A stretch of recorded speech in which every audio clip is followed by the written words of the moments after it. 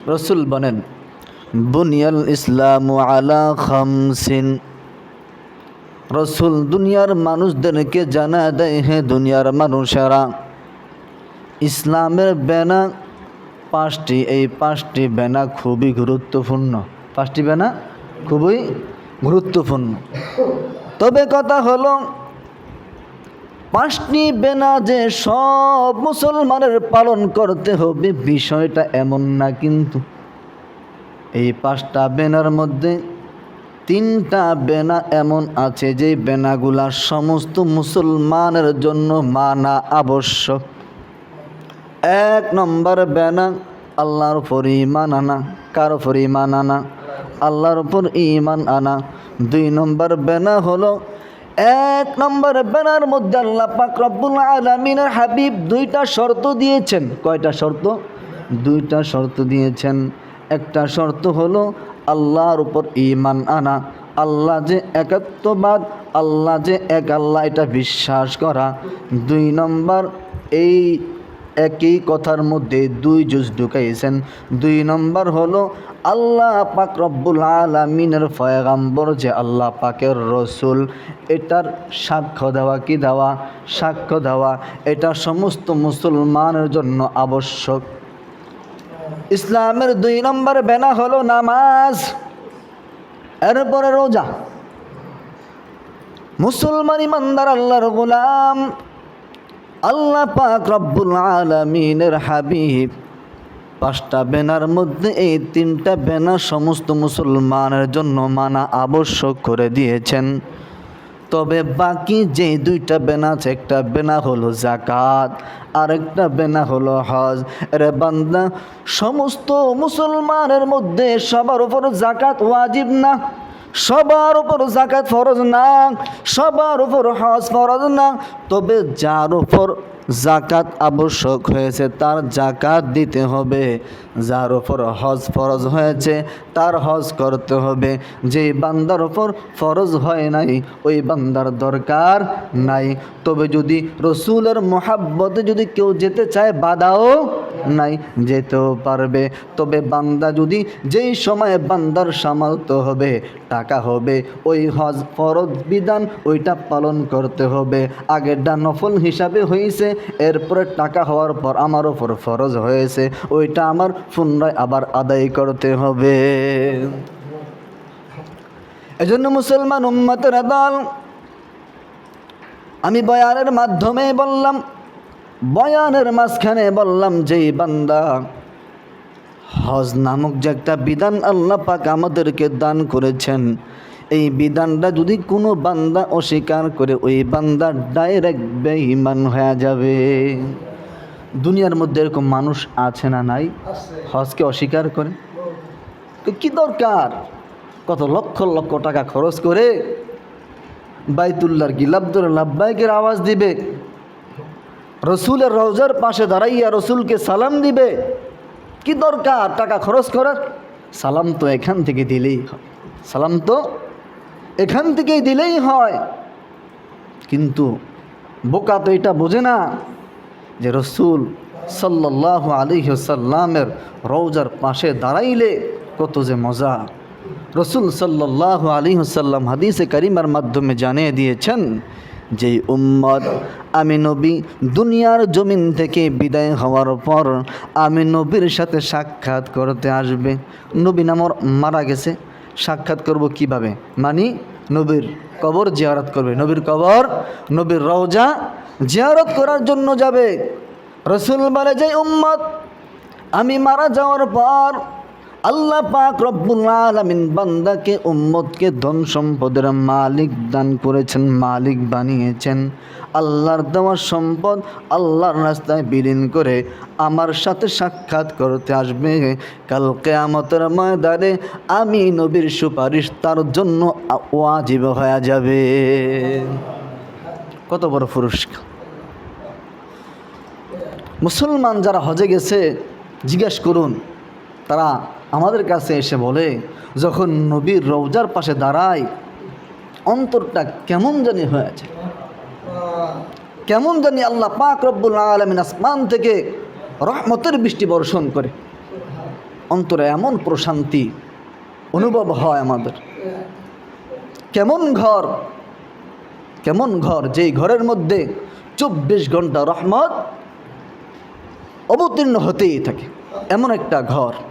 আল্লাহ পাক রব্বুল আলামিন ওই ঘর সম্পর্কেই বলেন, ইন্না আউওয়ালা বাইতিন উযিআ লিন-নাস লাল্লাযী বিবাক্কাতা মুবারাকাও ওয়া হুদাল লিল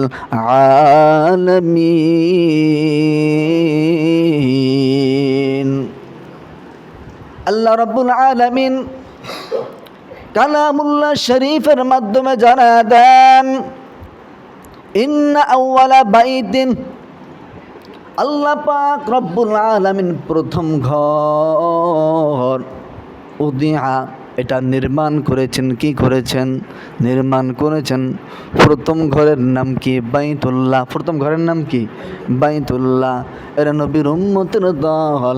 আল্লাহ পাক রব্বুল আলামিন এই জমিন সূচনা করার পর এই জমিনের মধ্যে সর্বপ্রথম ঘর নির্মাণ করেছেন। ওই ঘরের নাম কি? বাইতুল্লাহ। কি নাম? বাইতুল্লাহ। ওইটাই বলতেছেন, ইন্না আউওয়ালা বাইতিন উযিআ লিন-নাস, আল্লাহ রব্বুল আলামিন প্রথম ঘরটা নির্মাণ করেছেন, তাও মানুষের জন্য। চিৎকার করে বলি না মারহাবা। আমরা জানতে পারলাম কোরআনুল কারীমের মাধ্যমে আল্লাহ পাক রব্বুল আলামিন প্রথম ঘর আমাদের জন্য নির্মাণ করেছেন। কাদের জন্য? আমাদের জন্য নির্মাণ করেছেন, মানুষের জন্য।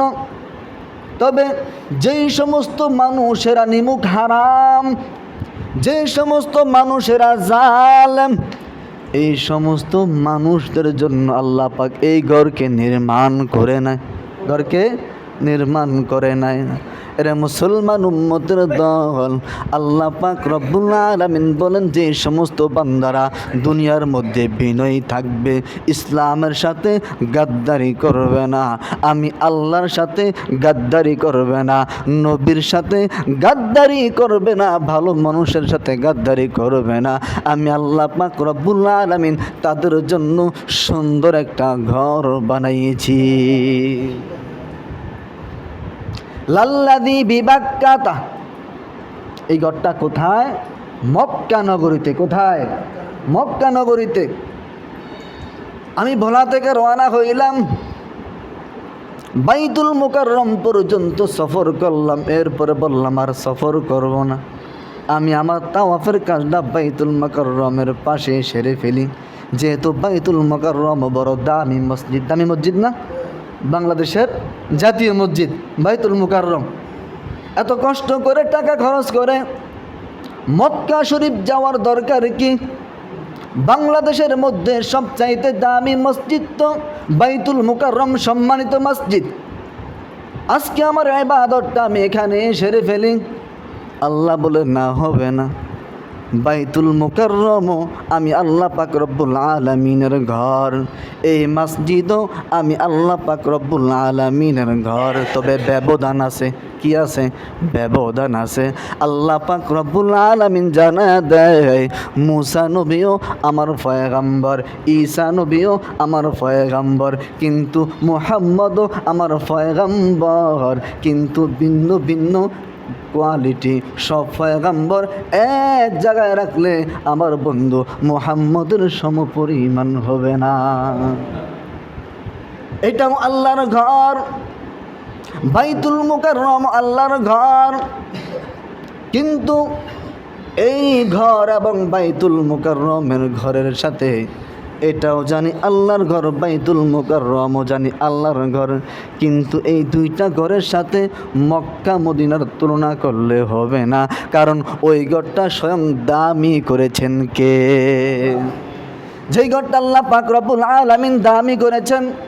আল্লাহ পাক রব্বুল আলামিন বলেন, হে উম্মতেরা, হে বান্দারা, তোমরা যারা আমি আল্লাহ পাক রব্বুল আলামিনের কাছে হাজিরা দিতে চাও, লাল্লাযী বিবাক্কাতা, তোমরা মক্কা নগরীতে আসো। কোথায় আসো?